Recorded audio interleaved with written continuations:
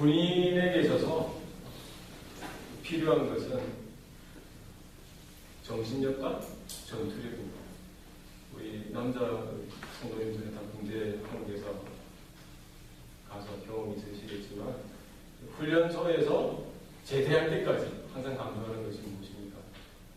그 한 군인 한 사람, 그 부대 전체 군인이 어쨌든 그 전쟁 능력, 전쟁을 수행할 수 있는 전투력을 향상하는 데 집중하고 그것만 있어서 되는 것이 아니라 이 정신력, 내가 왜 여기 있고 위에 적은 누구고 내가 무엇을 위해 이 부름을 받았는가, 이 정신력이 상당히 중요합니다. 그래서 우리 신교대, 신병교육대 들어가면 제일 처음 배우는 것이 관등성명이라고 있습니다. 관등성명. 자기 누가 다치면 내 이름을 부르면 내 계급도 하고 이름을 대야 되는 거죠. 훈련소에서부터. 치면은 신명 이성철. 네. 이병은 이병 이성철. 또 일병. 근데 이제 이 계급이 낮을수록 군기라고 하죠. 군기가 들어가지고 이렇게 고참이 지나가다가 슬쩍 부딪히면은 이렇게 하는 거예요. 네. 근데 이제 병장쯤 되면은 제대하려면 얼마 이제 안 남아서 네. 병장 임성철 이런 식으로 하는 것을 봤습니다. 근데 제가 1병 때인지 3병 때인지 이렇게 쫄병 때 아주 인상적인 걸 봤어요. 우리 대대에서 제일 높은 부분은 대대장이지 않습니까? 중령. 그런데 사단에서 제일 높은 분은 사단장, 별 2개예요. 제가 이제 근무를 쓰고 있는데 저 헬기장에 이 대대장, 중령인 대대장이 나와 기다리더라고요. 누가 높은 분이 오시는 것 같아요. 헬기가 두두두두두 내려오더니 탁 서더니 그 대대장, 중령 우리 부대에서 제가 하늘과 같이 모시는 대대장이지 않습니까? 그분이 마치 저처럼, 마치 이병처럼, 신병처럼 그 헬기장 앞에 탁 뛰어더니 중령! 박중령! 하면서 마치 신병처럼 그렇게 하는 걸 보고 야, 저게 군인이구나. 아무리 높아도 그 위에 상관이 나타났을 때는 막 철도 있게 자기 계급하고 성명을 이렇게 말하는 것, 그거 보면서 아주 놀랐습니다. 야, 우리 대대장 위에도 더 높으신 분이 계시구나. 그만큼 군인으로서, 군대가 존재하면서 군인으로서 그 임무를 수행하기 위해서는 이 전투력뿐만 아니라 이 정신력 중에는 내가 누구냐, 뭡니까? 정체성이 중요하다는 거죠. 그래서 저와 여러분은 하나님 나라의 백성이고 하나님 나라의 군대로 부름받은 줄 믿습니다. 우리가 살아가는데 너무나 힘들고 어려운 상황들이 우리 가운데, 우리 앞에 펼쳐져 있습니다. 우리를 때로는 낙심하게 하고 우리를 힘들게 하고 절망하게 하는 일들이 이게 알게 모르게 하나 두 개씩 우리의 앞길을 막고 또 우리의 눈을 세상으로 돌리도록 유혹하고 있는 이런 상황 가운데 우리가 하나님 앞에 나아가기를 주저주저하고 또 하나님 앞에서 바로 서기를 주저주저하고 하는 이때에 우리가 반드시 확인해야 할 것, 우리가 하나님 나라 앞에 서는 날까지 반드시 붙들어야 하는 것은 무엇입니까? 우리 가운데 영적인 정체성이 반드시 서야 할 줄로 믿습니다. 이것은 각 예수 그리스도를 믿고 고백하고 구원받은 우리 어린 성도뿐만 아니라 오랜 세월 신앙으로 연단되어지고 단련되어진 우리 우리 직분자들도 마찬가지입니다. 내가 주 안에서 누구냐? 예수님이 우리에게 탁 부를 때, 예, 주님 하나님의 자녀 임성철! 네. 네, 이게 나와야 돼요. 자다가도 우리 벌떡 누가 이 고참 치면은 이병, 일병 튀어나오듯이 하나님의 자녀! 여러분이 이름을 넣어보십시오. 한번 해볼까요? 좀 유치합니까? 근데 군대에서 이렇게 내려요. 24시간 강조하고 못하면은 야단맞고 계속 강조하는 거예요. 내가 누구냐? 하나님의 자녀 임성철. 여러분의 이름 한번 넣어보세요. 하나님의 자녀. 예. 이것이 우리가 신앙의 출발이고 우리의 신앙의 삶을 지탱해 주는 것이고 또 우리가 때로는 역결로 갔더라도 다시금 하나님 앞으로 돌아올 수 있는 분명한 근거가 되어집니다. 오늘 사도 요한은 뭐라고 말씀합니까?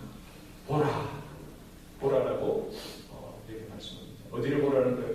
세상을 향해서 눈이 돌아간 너희들이여, 죄와 사망의 자리에 서 있는 너희들이여, 세상의 욕망 가운데 주저앉아 있는 너희들이여, 거짓 간신 가운데 현혹되어져 있는 너희들이여, 보라! 하나님을 보라는 것입니다. 보라, 하나님께서 어떠한 사랑을 우리에게 베푸사 하나님의 자녀로 일컬음을 받게 하셨는지 그것을 보라는 것입니다. 세상으로 나아갔던 우리의 관심과 우리의 시선을 다시금 하나님을 향하여 주목하라고 사도 요한은 말씀하고 있습니다. 여러분, 세상의 마음 빼앗기지 마시기 바랍니다. 여러분, 세상적인 것들에 여러분의 욕망과 야망 가운데 마음을, 시선을 빼앗기지 마시기 바랍니다. 지금 초대교회 그런 상황이나 오늘 저와 여러분이 살아가는 지금 오늘의 환경이나 크게 다르지가 않습니다. 우리가 여전히 예수 그리스도를 믿는 그 믿음으로 살아가기에 더 힘들어져가고 더 어려워져가는 이때입니다. 우리가 어떻게 해야 할지 몰라 하는 나의 마음 가운데, 우리 가정 가운데, 직장 가운데, 나의 신앙적인 그런 갈등 가운데 내가 이렇게 주저하고 옆으로 갔다 또 저쪽으로 갔다 이렇게 헤매는 이런 상황 가운데 사도 요한은 분명히 말씀합니다. 보라! 하나님께 여러분의 눈을 돌리라고 분명히 말씀하고 있습니다. 하나님을 향하여 우리가 눈을 들 수 있기를 바랍니다.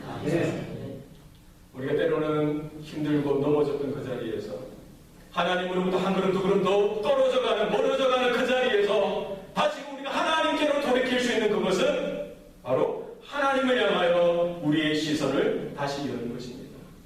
세상에 빼앗겼던 나의 마음, 나의 시선을 거기서 끊어버리고 하나님의 말씀을 향하여, 하나님의 사랑을 향하여, 하나님의 은혜를 향하여 다시금 나의 영적인 시선을 여는 것입니다. 이 사도 요한의 외침, 사도 요한의 그 초청에 저와 여러분이 믿음으로 반응할 수 있기를 바랍니다.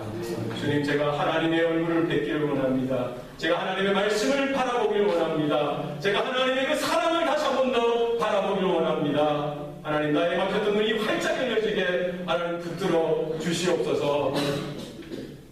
우리의 무거워진 마음들, 처음 받았던 것을 너희 가운데 간직하라고 하셨던 그 사도 요한의 말씀을 우리가 되새기길 바랍니다. 여러분, 믿음은 다른 것이 아닙니다. 처음 그 사랑을 우리가 늘 언제나 간직하고 주님 앞에 갈 때까지 그것을 감당하며 나가는 것입니다. 우리가 받았던 그 달란트를, 그 마음을, 믿음을 우리 안에 간직하고 그 말씀에 붙들려서 살아가는 저와 여러분 될 수 있기를 바랍니다.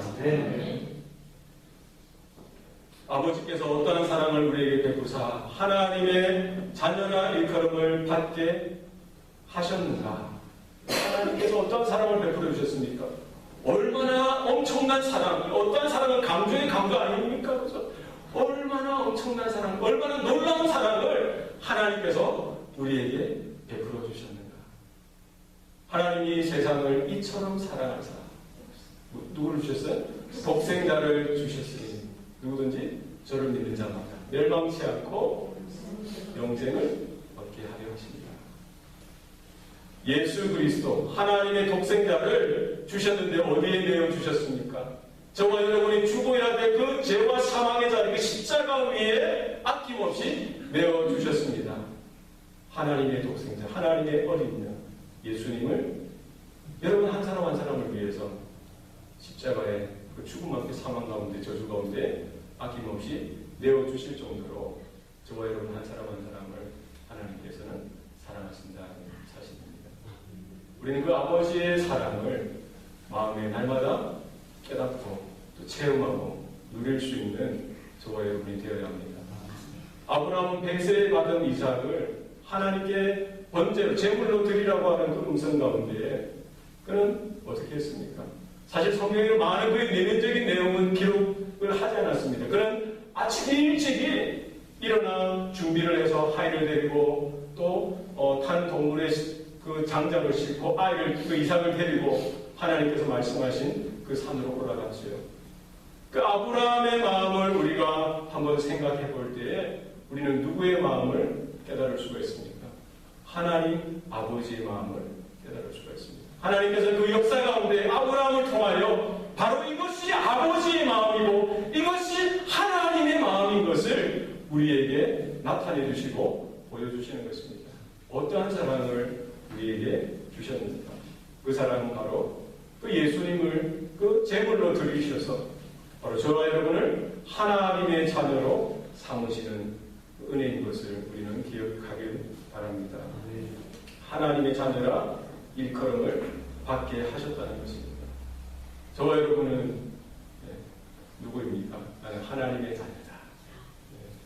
여러분 믿습니까? 하나님의 자녀라 일컬음을 받게 하셨다. 우리가 예수 그리스도를 믿고 또 나의 주 나의 하나님으로 고백하는 그때 우리 가운데 영적인 변화가 일어나게 되죠. 그리고 이런 신분의 변화가 일어나게 됩니다. 마귀의 자식이었던 저와 여러분이 하나님의 자녀, 하나님의 백성으로 변화되어지는 것입니다. 우리는 여전히 육신을 입고 여전히 똑같은 환경 가운데 살아가지만 우리의 영적인 신분은 하나님 보실 때에 예수 그리스도의 의를 통해서 예수 그리스도의 그 십자가의 사랑을 통해서 은혜를 통해서 저와 여러분을 하나님의 자녀가 되게 해 주셨습니다. 여러분, 우리는 이 땅을 살아갈 때 어떤 존재로 살아갑니까? 바로 하나님의 자녀로, 우리는 하나님의 자녀로 부름받았음을 우리는 기억해야 할 것입니다. 이어서 사도 요한이 뭐라고 이야기합니까? 우리가 그러하도다. 우리가 하나님의 자녀라고 부름을 받을 뿐만 아니라 우리가 실제적으로 우리가 하나님의 자녀로서 살아간다라고 사도 요한은 말씀하고 있습니다. 우리가 하나님의 자녀로 우리 영적으로 신분이 변화되었을 뿐만 아니라 우리의 살아가는 삶의 내용이 무엇입니까? 하나님의 자녀로 우리는 살아가는 것입니다. 이전에는 내 경험과 내 지식을 쫓아 살아갔다고 한다면 이제는 우리는 아버지의 마음, 아버지의 말씀, 아버지의 뜻을 듣고 그 인도하심을 따라서 살아가는 존재가 되어진 것을 우리는 기억해야 할 것입니다. 오늘 본문에 보면 그러므로 세상이 우리를 알지 못함은 그를 알지 못함이라. 예전에는 우리가 세상에 속했을 때는 세상이 우리를 알아봤을 거예요. 이 본문에는 세상이 우리를 알지 못함은 여기 그가 누구입니까? 하나님이죠. 하나님을 알지 못하기 때문에 세상은 하나님의 자녀된 우리 성도들, 우리 교회를 알지 못한다는 것입니다. 그래서 우린 지금 어디에 속한 존재입니까? 하나님께 속한 존재입니다. 하나님의 자녀요, 하나님의 백성으로서 우리는 하나님께 속한 존재이기 때문에 우리는 더 이상 세상에게 마음을 얻으려고 이렇게 노력할 필요가 없습니다. 그렇습니다. 늘 언제나 세상과 교회는 영적인 긴장 관계 가운데 서 있는 것입니다.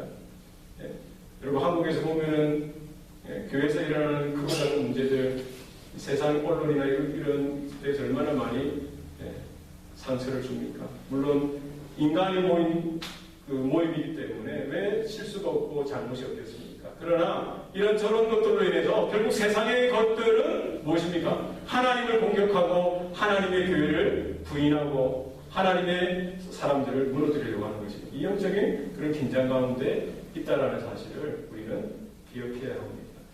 이런 가운데 우리는 세상에 속한 자가 아니라 하나님께 속한 자요. 우리는 하나님의 자녀로 이 땅을 살아간다는 사실을 우리 분명히 기억해야 할 것입니다. 자, 2절 말씀 다시 한번 읽겠습니다.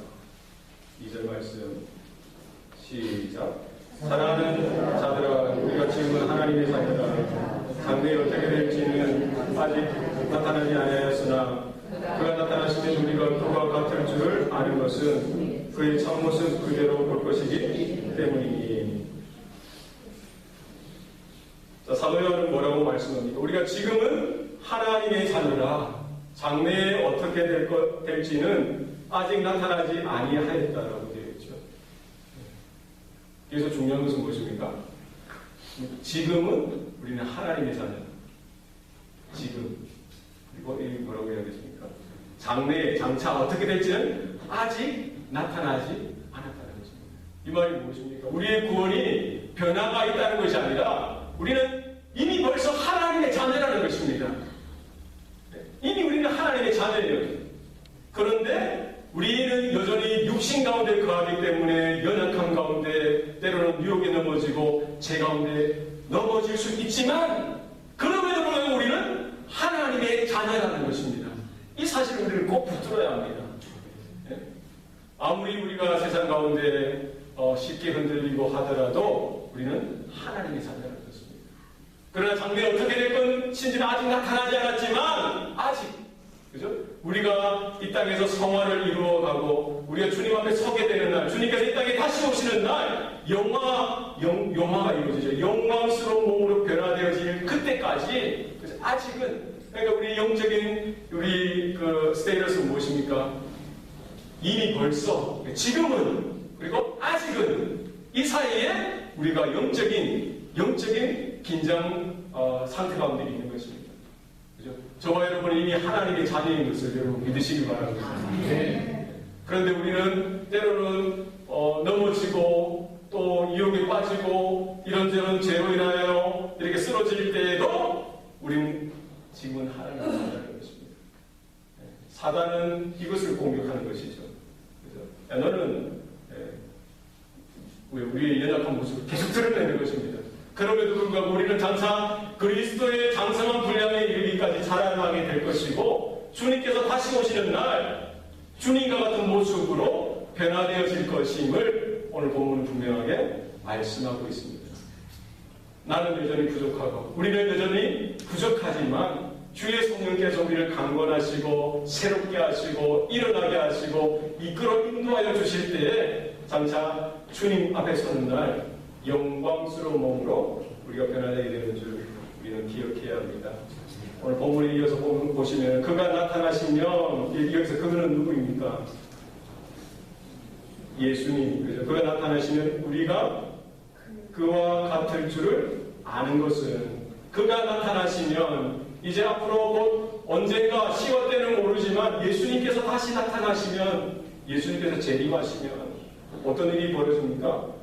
그와 같을 줄, 우리의 주님처럼 닮아지는 일, 주님과 같아지는 그런 일들이 영광스러운 몸을 입게 되어지는 일들이 우리 가운데 나타나게 되어진다는 사실입니다.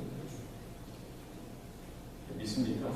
네. 베드로와 야고보 요한이 베라산상에 올라가서 그 예수님이 찬란하게 영광스럽게 빛나게 변화되어지는 그런 모습처럼 그리고 예수님께서 십자가에 달려 죽으시고 부활하셔서 이 부활체를 입으셨듯이 그죠? 영광스러운 몸을 입으셨듯이 그 승천하실 때 그 모습 그대로 예수님께서 다시 오실 때에 예수님께서 잠자는 자들의 첫 열매가 되신 것처럼 믿는 자들 우리도 바로 예수님과 같은 몸으로 부활하게 됨을 성경은 분명히 말씀하고 있습니다. 나의 삶을 살아갈 뿐만 아니라 우리가 주님 앞에 서게 되어지는 날 내 힘과 내 능력이 아니라 하나님의 강권적인 역사로 인하여 우리가 주님과 같이 변화되어지는 일들이 일어나게 되는 것을 우리는 기억해야 할 것입니다.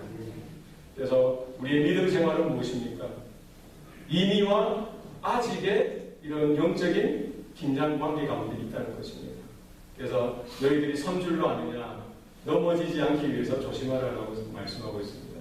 우리 날마다 6월절 출애굽하는 이스라엘 백성이 6월절 첫 번째 6월절 고기를 먹을 때 어떻게 먹었습니까?